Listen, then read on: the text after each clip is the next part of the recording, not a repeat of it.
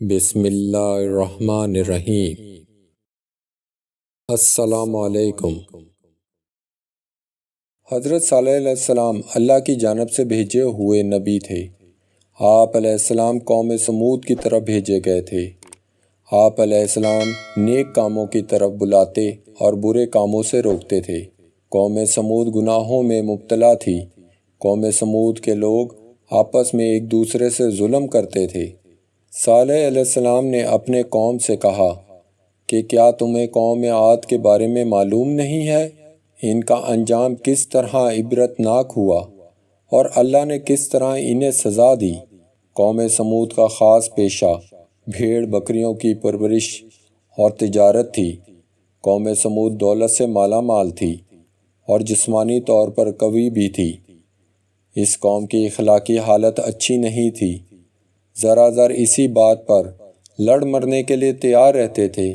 بے گناہ لوگوں کو قتل کرتے تھے، کمزوروں کا مال ہضم کرتے، کمزوروں پر ظلم ڈھاتے، بتوں کی پوجا کرتے۔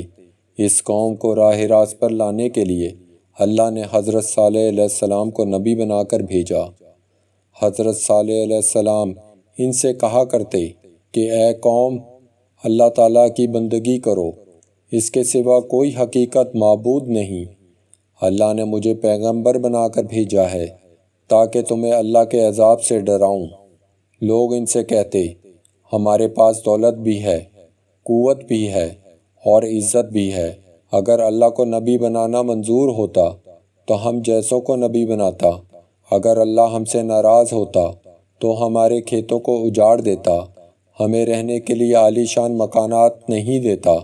ہمارے پاس بے شمار اونٹ بکریاں ہیں، سواری کے لیے گھوڑے ہیں۔ یہ اس بات کی دلیل ہے کہ ہمارے بت ہم سے بہت خوش ہیں، اسی لیے ہم ان کی پرستش کرتے ہیں۔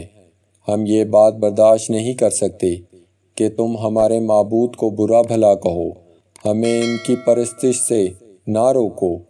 ہم تو خوشحال ہیں، لیکن تمہاری بات ماننے والے مفلس اور غریب ہیں۔ تمہاری حالت بھی ایسی ہی ہے۔ اگر تم نبی ہو تو اس کی دلیل پیش کرو، کوئی معجزہ دکھاؤ، ہم دیکھنا چاہتے ہیں۔ حضرت صالح علیہ السلام ان کی اس قسم کی باتوں پر کہتے کہ تم ہی بتاؤ، تم کیا معجزہ دیکھنا چاہتے ہو؟ پھر کافر آپس میں مشورہ کرنے لگے کہ ان سے کس قسم کا معجزہ طلب کرنا چاہیے۔ پھر سب نے اتفاق رائے سے کہا کہ تم ان پتھروں سے ایک اونٹنی پیدا کرو، اور اونٹنی بھی ایسی ہو کہ وہ ساتھ ساتھ بچہ بھی دے اور ہم اس کا دودھ بھی پئیں۔ حضرت صالح علیہ السلام نے اللہ سے دعا کی۔ جلد ہی دعا قبول ہوئی۔ پتھروں کے اندر سے ایک اونٹنی نمودار ہوئی۔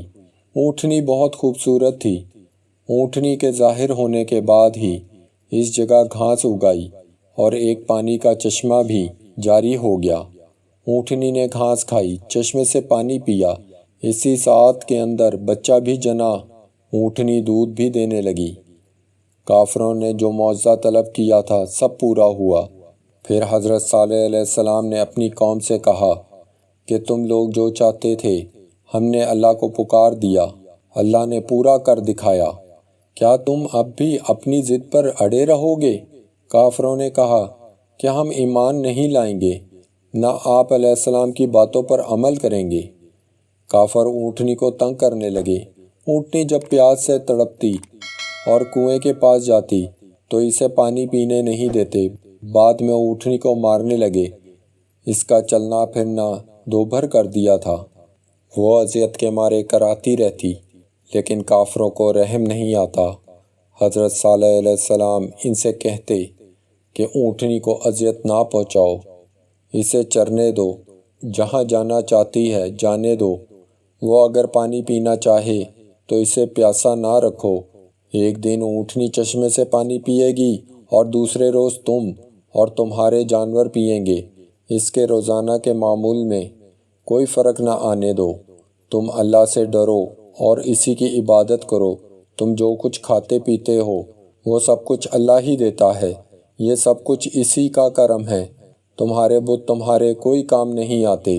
قوم سمود باز نہ آئی، نہ حضرت صالح علیہ السلام کی باتوں پر عمل کیا۔ ایک روز اچانک حضرت صالح علیہ السلام کی اونٹنی کو قتل کر دیا۔ قتل کی خبر جب آپ علیہ السلام کو ملی تو آپ صدمے سے نڈھال ہو گئے۔ آپ کی آنکھوں سے آنسو جاری ہو گئے۔ پھر آپ علیہ السلام نے اپنی قوم سے فرمایا، ان قریب تم پر عذاب آنے والا ہے، تم اس عذاب سے نہ بچ سکو گے۔ اس کے بعد ہی آسمان پر بادل گرجنے لگے، پھر بجلی چمکی۔ اس کڑک اور گرج کی آواز سے پوری قوم ہلاک ہو گئی۔ جو لوگ آپ علیہ السلام پر ایمان لائے تھے اللہ نے انہیں بچا لیا، اور جو لوگ اس تباہی سے بچ گئے وہ عرب کے مختلف علاقوں میں آباد ہو گئے۔